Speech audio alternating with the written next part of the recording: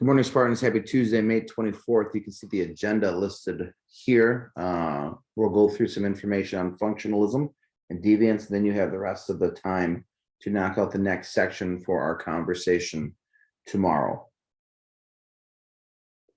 Functionalism, you may remember from the beginning of the trimester, functionalism is this theory that every component of society, whatever it is, provides a function.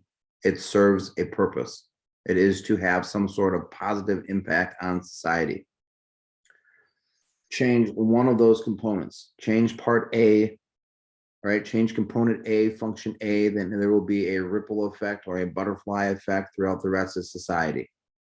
When it comes to deviance, the theory goes that if you allow deviance in component A of society, then there will be a series of deviances or defiance throughout the rest of the components.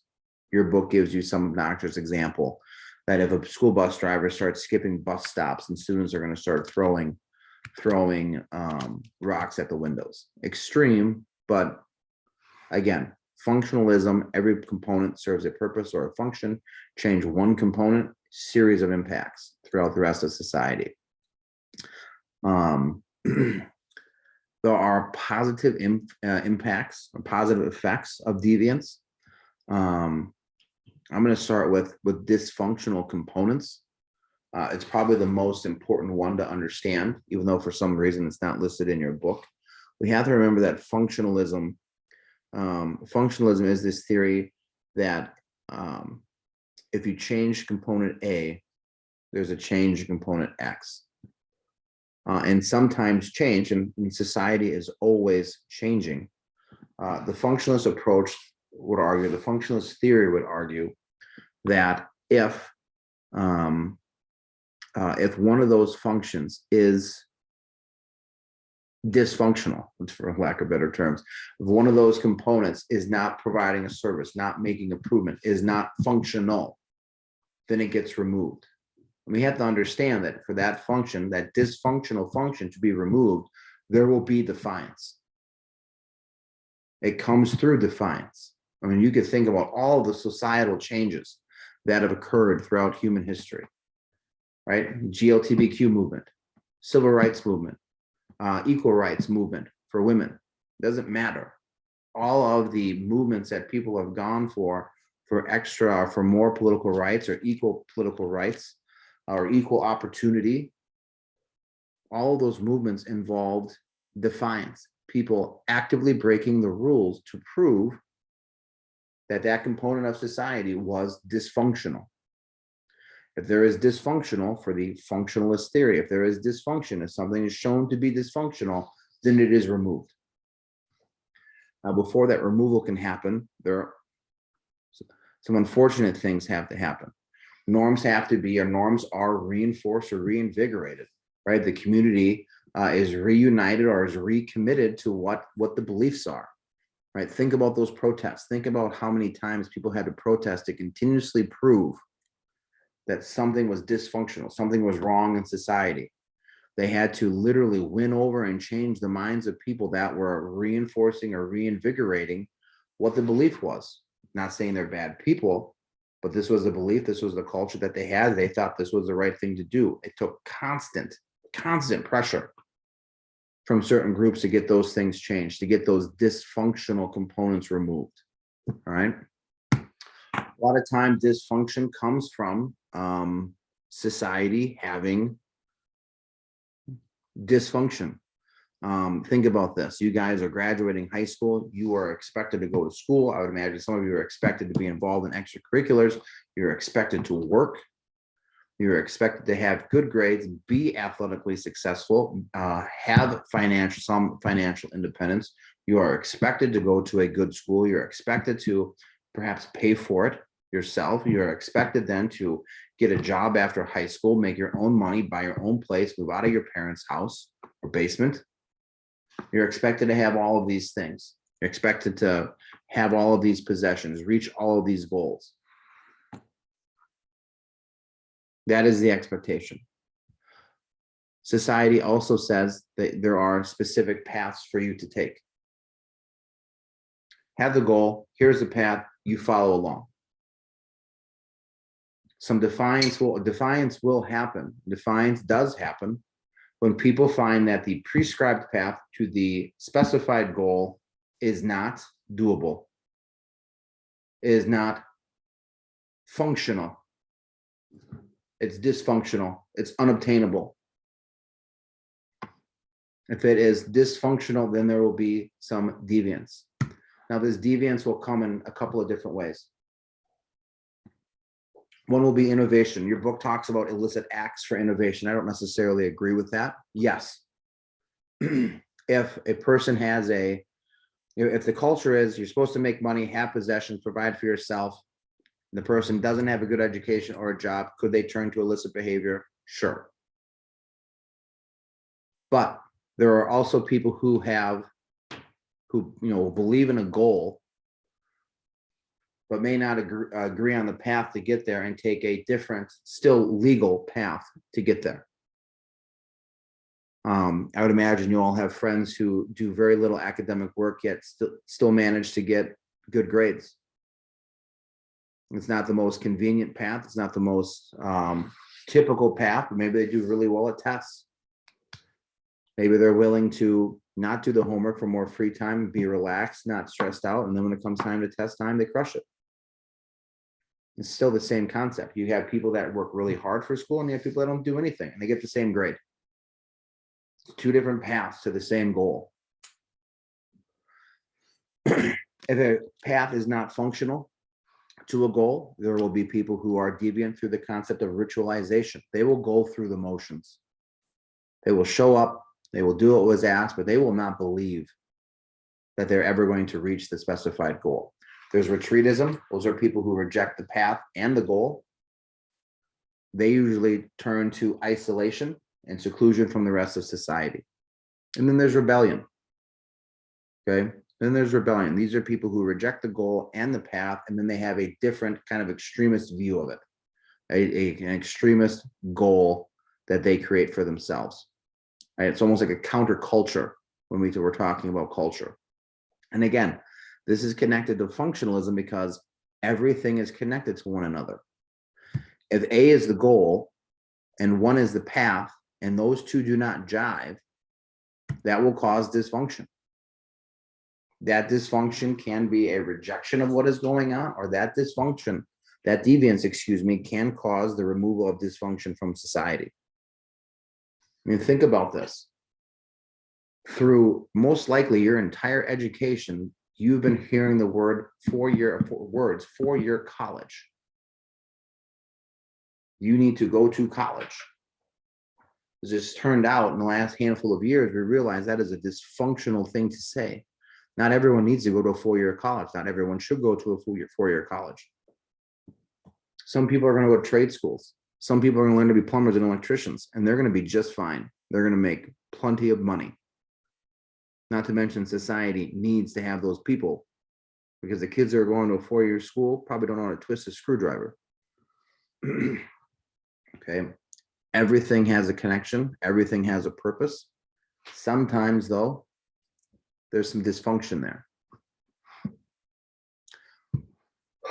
When it comes to the continuation of the components of society, when it comes to the continuation of agreed upon norms and values, those things only work if society is committed to it. Conformity only happens if everyone agrees, or not everyone, a majority. My world history class, we talk about revolutions a lot and why it happens. If 80% of a population does not believe in the government, if 80% of the population does not do what they are supposed to do, there's zero way the government can be in control. The government only functions when they can deal with 20% of the population. The same is true here. When it comes to norms, when it comes to values, it only works and it only remains if a significant majority conforms to it, if they believe in it. Right? 4 things. If they're attached to that idea, if they have some sort of connection to it, if they have some sort of commitment to the people, if they're involved in what is going on, or have an opportunity to be involved in those norms, values, beliefs, if they believe that it actually is a positive, functional, purposeful thing, then it will continue. If they don't have an attachment to it, if they don't have a commitment to it, if they don't have any involvement with it, or that they don't believe in it, well, then we're going to go right back to the positive effects of deviance. Those dysfunctional components will be removed. Now, sometimes they can happen in extremist situations. In the last 10 or 15 years, Europe has been rocked by extremist terrorism. And it comes back to this concept right here. With everything that was going on with ISIS, there was this huge migration of people coming out of North Africa and Southwest Asia. There are lots of people who are arguing that if we let these people in, if we don't do thorough background tests and background checks, and there's going to be major terroristic activity all over the world, which turns out to not be true, because most terrorist activities that have occurred throughout human history, the last 50 years, are carried out by people who are born in that country. They're not people coming into the country. They are people who are born in the country. And they carry out these terrorist acts because they are not conforming to society. They have no attachment to the society. They have no commitment to the people in society. They have zero involvement with that society. And they don't believe that society or the functions of that society are going to give them or allow them to earn what society says they should have. And also in my world history class, we've talked about if that people truly want one thing. Doesn't matter where you are, doesn't matter what religion you are, doesn't matter what ethnicity you are. People literally have one essential must-have. And that is a job that allows them to make improvements to their life. If people can work, people have a path to obtain improvement, then they will be happy. They will accept largely what else is going on if they have a job and the ability to make their lives better. Paris is the perfect example of this not happening. It's a perfect example of attachment, commitment, and belief not being in existence. And when it's not in existence, there's no control. There's no control, then there's deviance from the norm.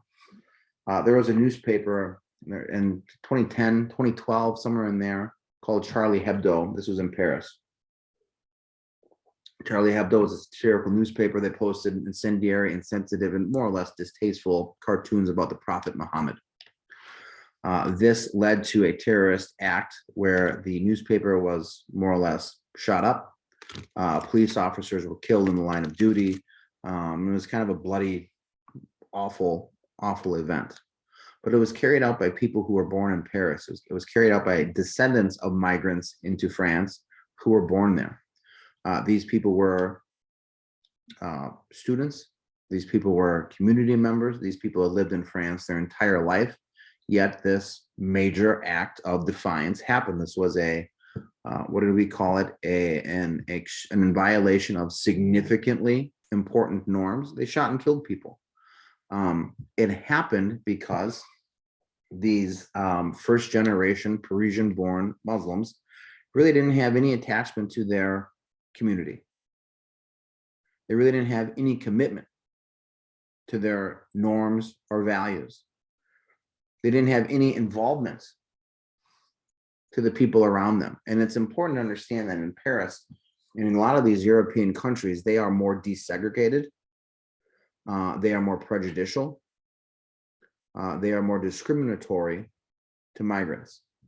It's not like in the United States where they can live wherever they want.